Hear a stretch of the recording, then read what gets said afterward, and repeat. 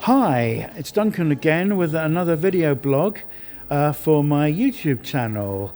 It's a bit different today. We've got a slightly different venue, slightly bigger than my flat. And I've got my friends Jenny and... Chris. Chris. I call you Adam for some reason there.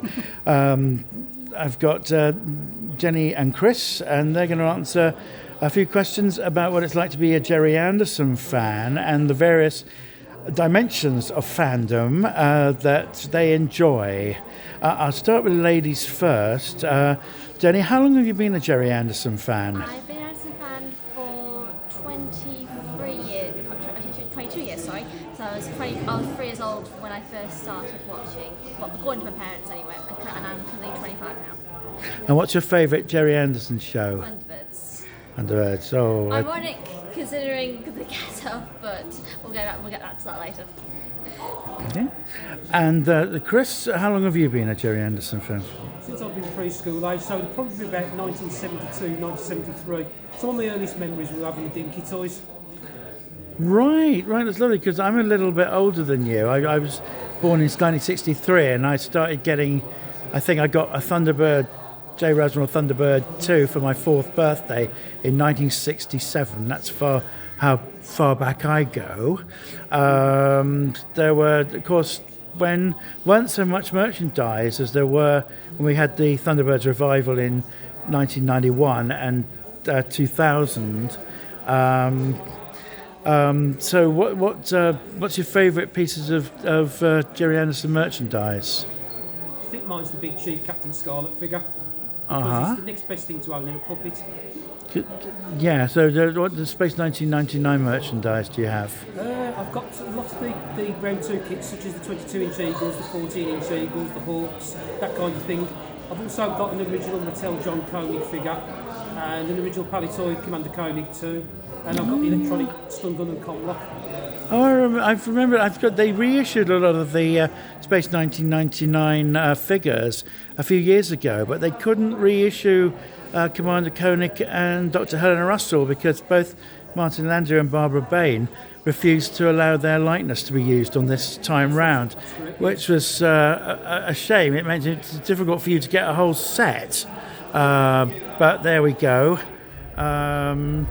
So you guys, because I've never dressed up as a Gerry Anderson character before, but you guys do, and so that's called cosplay, isn't it? And you appear at concerts and conventions.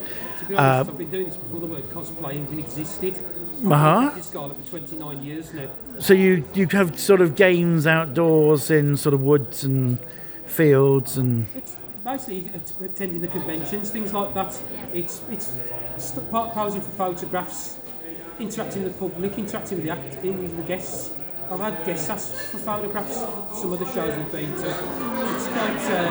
It's quite surprising just how many people have got such affection for these shows, especially Captain Scarlet and Thunderbirds. Yeah, indeed. Well, they stood the test of time because they're so good. And I see we've got your as Symphony Angel, Jen, aren't you? And Rhapsody. Oh, sorry, Rhapsody. I apologise. Sorry. And we've got here, sitting on Rhapsody's helmet, we've got Parsley in an international rescue uniform. So Parsley, you're not. So you left the herb garden, obviously, and decided to join international rescue. Have you? They're paying you more to do that. He's a traitor. He's not a Mr. or an agent, is he? Just masquerading as a... No, Parsley is my lion. I've had him since I was a baby, and he pretty much travels around pretty much everywhere with me whenever I go on adventures, like especially if I do cosplays and like conventions like all the concerts and that, or whenever I'm just travelling around when I'm not in cosplay, I'm travelling to see friends or family, or I do a little bit of historical dress up through Regency, and I go to Jane Austen Festival in Bath. So and Parsley comes with me, and he has his own tricorn hat for the Regency period as well, and recently now he's got the Thunderbird cap as well.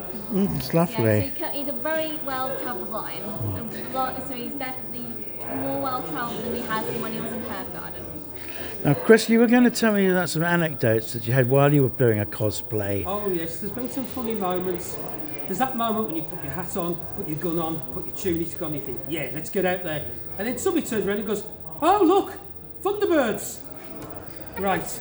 Also, I've had moments where ladies of a certain age have come up to me and put their arm around me for a photograph and said, I used to fancy Captain Scarlet when I was a kid. And I think, okay.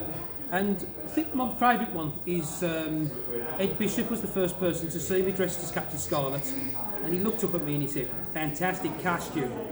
And the latest person that saw me dressed as Captain Scarlet was Brian Blessed, and he looked up at me and in his usual subtle manner he looked up at me and he goes, you look bloody marvellous. Which was absolutely, it just blew me away. I just laughed. But that's Brian Blessed for you. Meeting Brian Blessed is always an experience.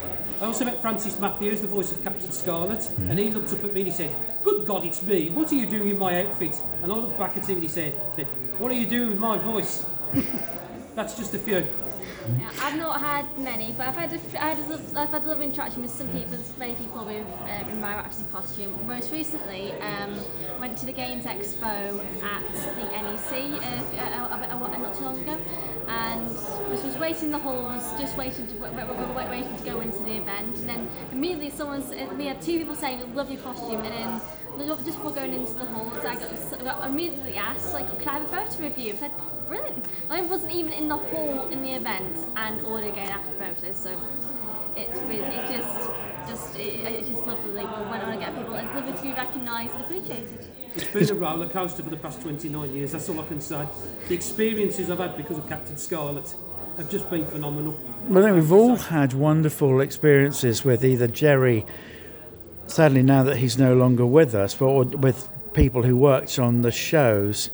I think one of the funniest ones that I had when I asked Gerry whether I could have a photograph of him with Mary, and he said, "That'd be £100 for you, sir." You know. And he was Gerry. And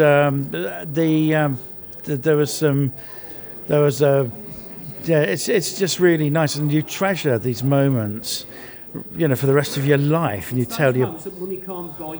Absolutely. It gives you those experiences and those moments that whenever you think of them, even when you're in a dark place, you just smile and you can't help yourself, can you? Yeah. I think that's the way I look at it. Yeah, absolutely. Well, thank you very much for giving me your time, Chris and Jenny. And it's very nice to get to know you a bit more. And I'll just sign off and say thank you very much for your time. God bless. Spectrum is green. SIG.